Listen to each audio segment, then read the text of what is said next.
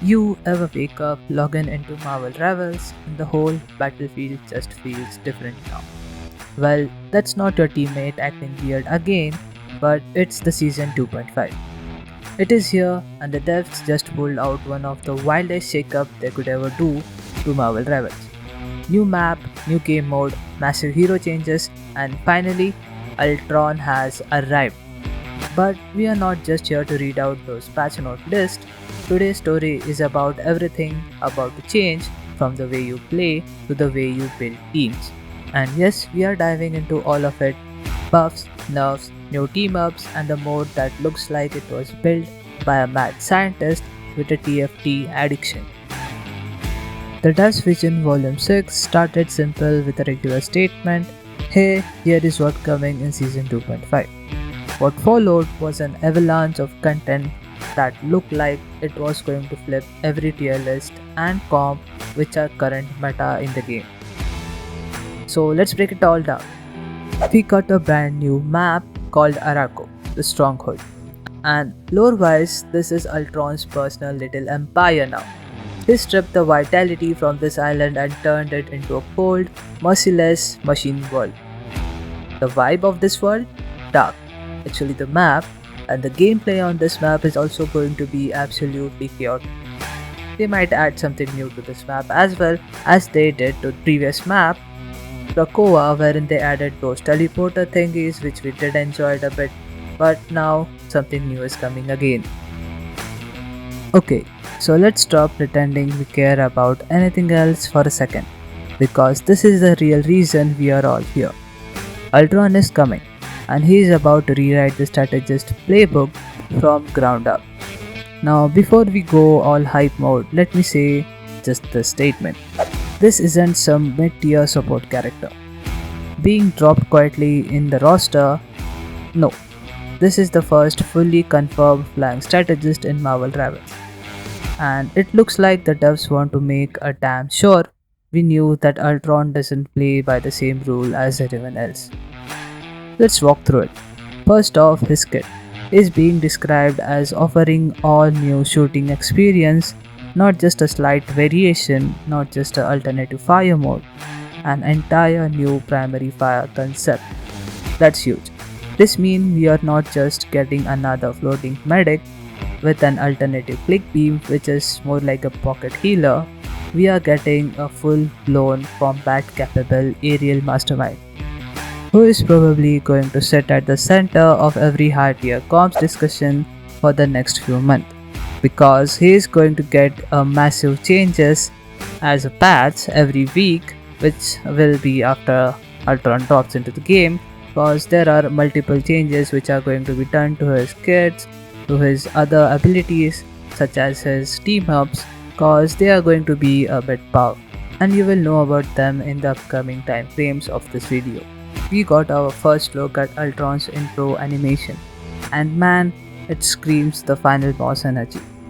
His entire vibe screams menace, from the red glow on his core to the cold metallic control over his battlefield.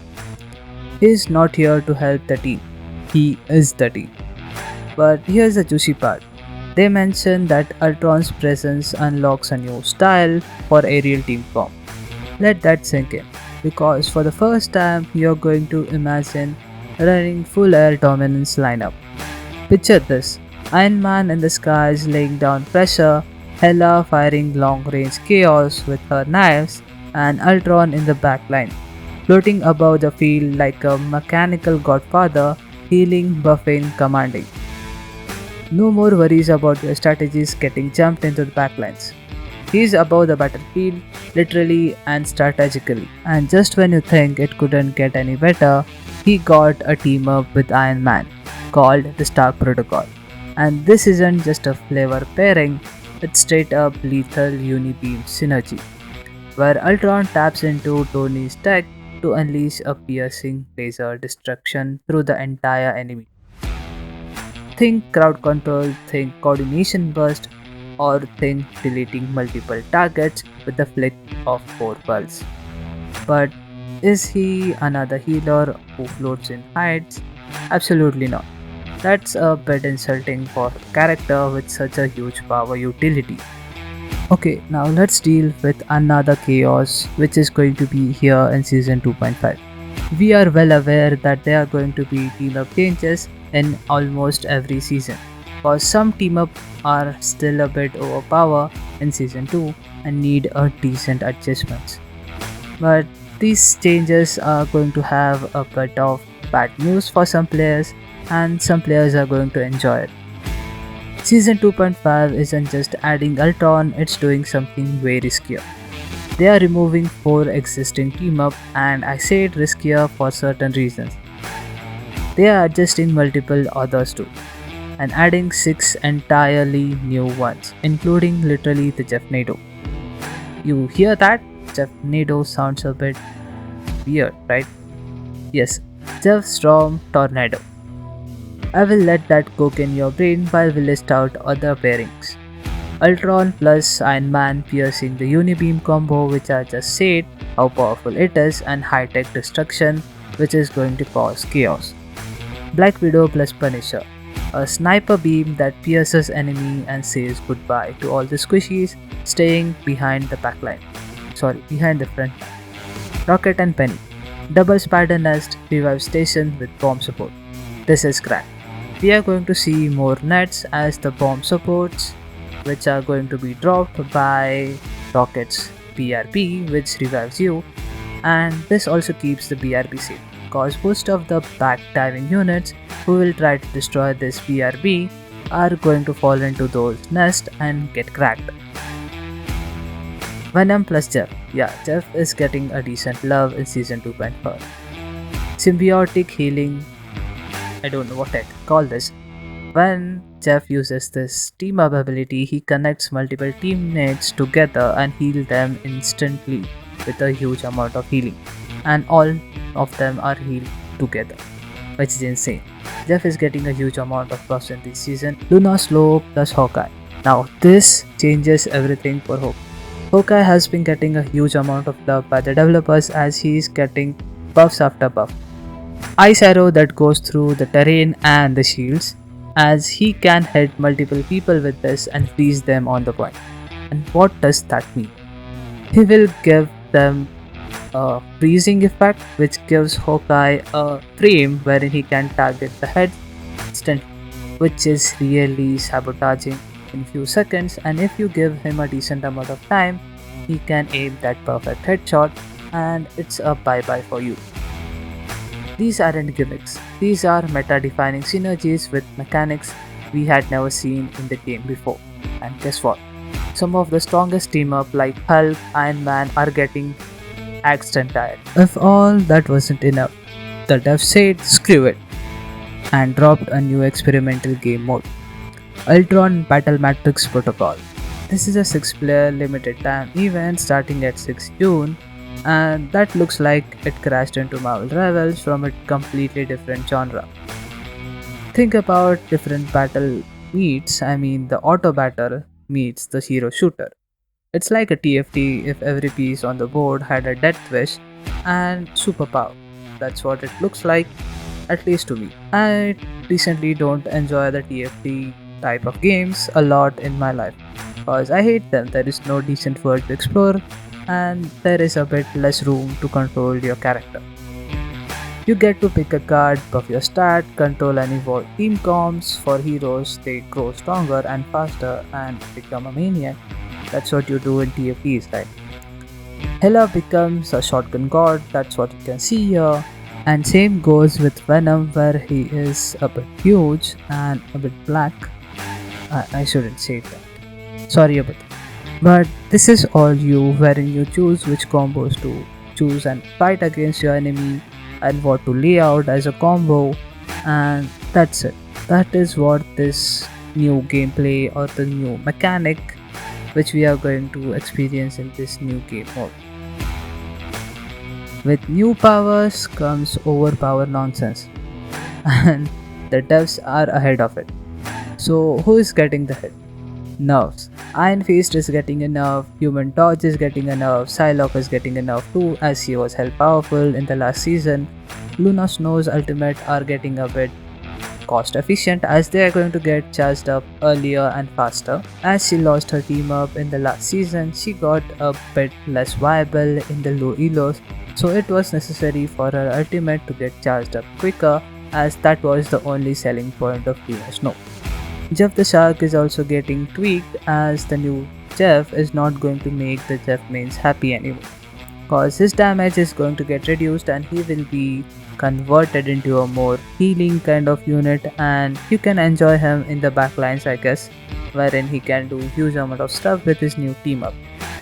Emma Frost's diamond form is too dominating, that's what the devs say, which means we are going to expect a huge amount of changes and adjustment to her diamond form. Caps in every game are a bit chaotic because they can't die. That's what devs say too, and I felt it. These guys who abuse cap are just a robust machine who will just get into the backline with a massive amount of health full and never die and get back to the safety and get healed again, and then they will jump into me. I mean, when I play healers, that's what I face.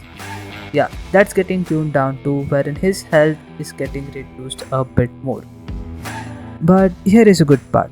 The buffs and the heroes that are getting included into the buff are Doctor Strange, Magneto, Punisher, Squirrel Girl. I really don't know why she is here. She is already a broken unit and is breaking the games every day. I hate her. And the last candidate of this buff list is Storm. She is getting fired.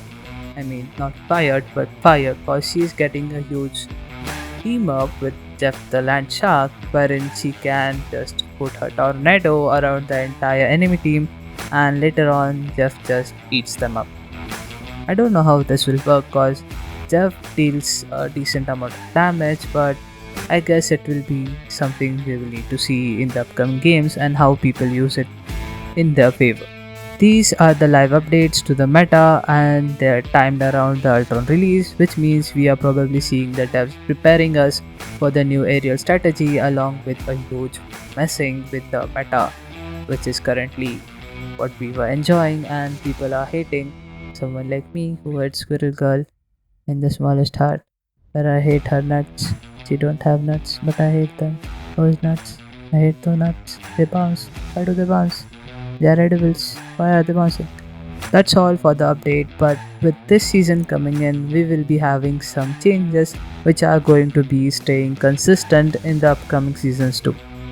That is, the seasons are going to get shortened, which will be lasting only 2 months, and you're going to get less time to adapt, less time to climb, and way more pressure to know what patches are inside out and how to work around.